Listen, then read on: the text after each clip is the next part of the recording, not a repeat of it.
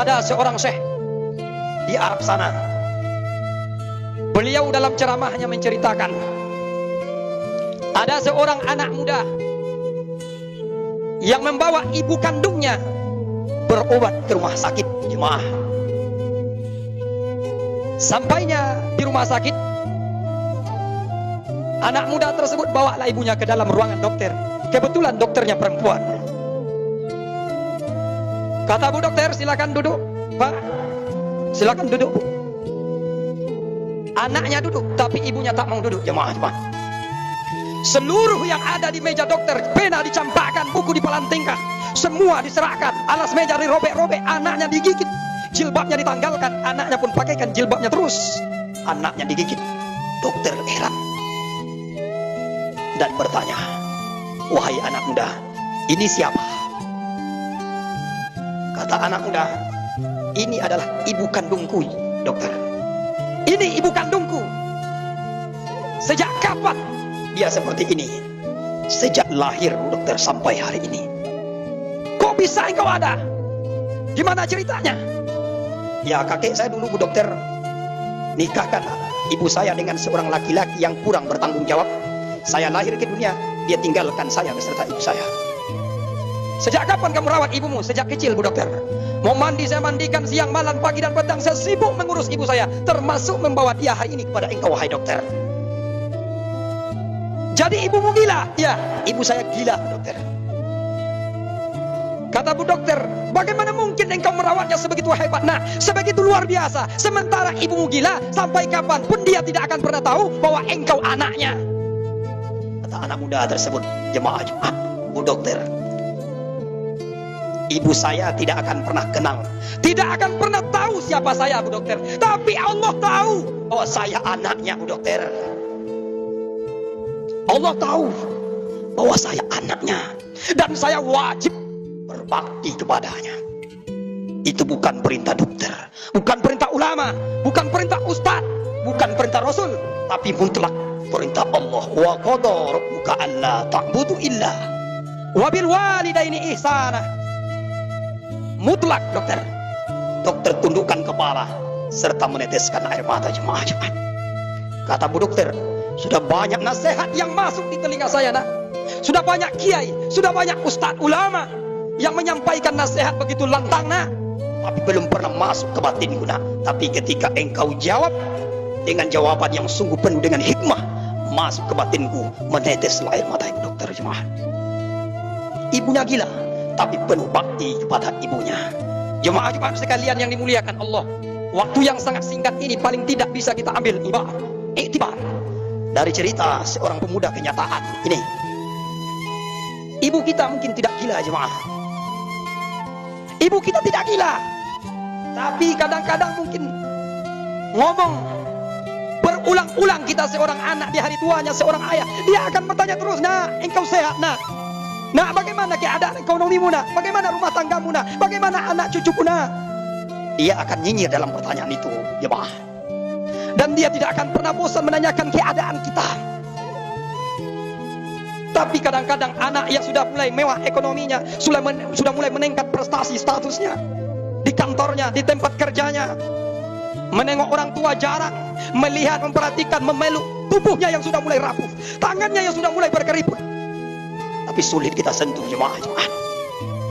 Kita ada di dunia ini bukan karena pejabat, bukan karena ustadz, tapi berkat perjuangan seorang ibu yang tegar di tengah mereka, di tengah kesakitannya. Satu langkah kaki di akhirat, satu langkah di dunia. Perjuangan, perasan keringat, cucuran darah. Yang penting kita lahir di dunia, jemaah.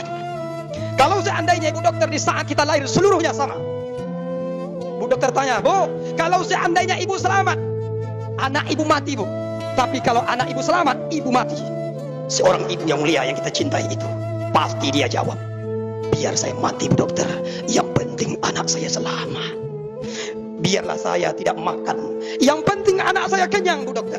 Biarlah saya tidak pakai baju baru, yang penting anak saya pakai baju baru. Biarlah hidup banting tulang perasan keringat siang malam pagi dan petang, tidur tak nyenyak, istirahat tak nyaman, yang penting anak saya sekolah, yang penting anak saya pendidikan, biar tidak malu mencemehkan oleh kawannya. Tapi hari ini kita sudah pendidikan, hari ini kita sudah tegar, sudah berdiri di tempat injak kita sendiri. Lupakah kita di tetesan keringatnya sampai hari ini, sampai dunia kiamat jemaah Jumat? Kalau seorang ibu dan ayah sudah tinggalkan kita sampai ke tepi langit manapun, tidak ada ibu, tidak ada perempuan dimanapun seperti ibu kandung kita itu. Sepakat hati kita ketika ibu disebut, itulah yang sedang mengalir darah yang sangat keras dalam tubuh seorang anak yang belum berbakti kepada orang tuanya.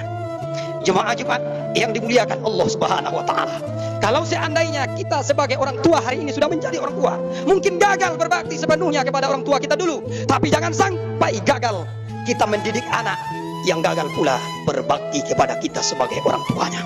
Tunjuk hari ini anak saya yang soleh, yang akan memandikan saya Pak Ustadz, yang akan memakaikan pakaian terakhir kain kafan namanya, yang akan menjadi imam dalam sholat saya, yang akan meletakkan kening saya di liang lahat nanti. Ini anak saya. Ini 4 harapan orang tua di hadapan Allah kepada anaknya. Karena dulu seorang ibu mandikan kita tak cukup 1 tahun, 5 tahun orang tua mandikan kita jemaah Jumat, mungkin lebih sampai 7 sampai 10 tahun. Tangan mereka yang menyentuh dengan penuh kasih dan sayang dan kelembutan itu mandikan kita sampai bersih. Satu kali diharapkan, tolong mandikan ibu nak, tolong mandikan ibu nak untuk yang terakhir nak. Ketika badan ibu terbaring kaku, tangan tidak berdaya, hati pun sudah mati nak, mulut sudah terkunci, tangan engkau yang akan menyentuh ibu nak. Setelah selesai pemandian itu, engkau nak yang akan memakaikan kain kafan ayah, kain kafan ibu nak, karena pakaianmu dulu pernah ayah pakaikan, pernah ibu pakaikan sampai 7 tahun nak. Dan kita sepakat itu terjadi. Satu kali nak, tolong pakaikan pakaian terakhir ayah. Ketika ayah sudah diam 1000 bahasa nak, ayah tidak bisa bergerak, kaki tidak bisa berlangkah, tangan tidak bisa diayunkan, lidah sudah membisu nak, otak tidak berfungsi, hati pun sudah dikunci mati Allah. Engkau yang akan memakaikan pakaian itu nak. Yang ketiga kata ayah, engkau sudah sekolah nak, engkau sudah dipanggil sarjana nak, engkau dihormati dimanapun kau datang nak. Tapi kehormatan itu tolong berikan segelintir untuk ibu nak. Engkau yang menjadi imam dalam sholat jenazah ayah, dalam sholat jenazah ibu nak. Itulah yang ditunggu oleh orang tua jemaah Jumat sekalian. Yang terakhir, tangan ibu nak yang lembut itu dulu, di pangkuan kehangatan kasih sayang ibu, engkau tidur dengan nyenyak dulu nak. Tak bisa kau tidur dalam keadaan berbaring ibu, biarlah ibu tidur dalam keadaan duduk nak, biar ibu tidur dalam keadaan berdiri, yang penting engkau tidur di pangkuan kehangatan kasih sayang seorang ibu nak. Tolong letakkan dengan tanganmu yang lembut itu ibu nak, tolong letakkan dengan tangan pumpulan nak kepala ayah, badan ayah kau gendengkan di liang lahat itu nak. Maka itulah harapan seorang orang tua. Jangan sampai sunyi di tengah keramaian, anak banyak, cucu menantu banyak, tapi ketika meregang di tengah sakaratul maut, semuanya hanya mengeluarkan tangis terisak. Tidak ada satupun yang mampu mengucapkan la ilaha illallah. Kata anak, masuk saya itu sampai di telinga ayah. Mudahlah telinga merespon, cepat ringan lidah untuk berkomat kami mengucapkan la ilaha illallah, karena yang mengucapkan darah daging kita sendiri. Kesimpulannya, mari kita tentukan hari ini. Jangan bilang terlambat, tidak ada kata terlambat. Sebelum nyawa sampai tenggorokan, tegaskan nasihat kepada anak. Engkau nak menjadi anak soleh, engkau menjadi anak soleha yang akan menunaikan penuh yang 4 itu. Fa'tabiru ya ulil absar la'allakum turhamun.